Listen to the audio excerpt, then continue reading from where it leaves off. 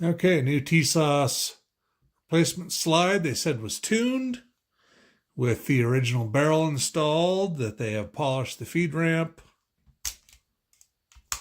and that slide's already sticking on the frame.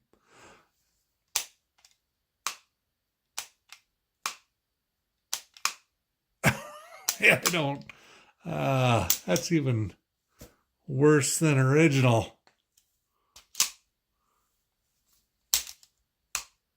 Even with nothing chambered, yeah.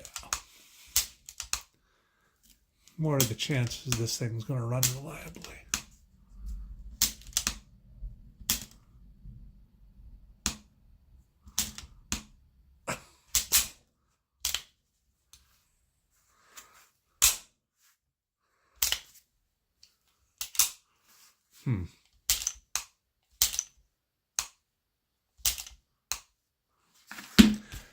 Yeah, good luck.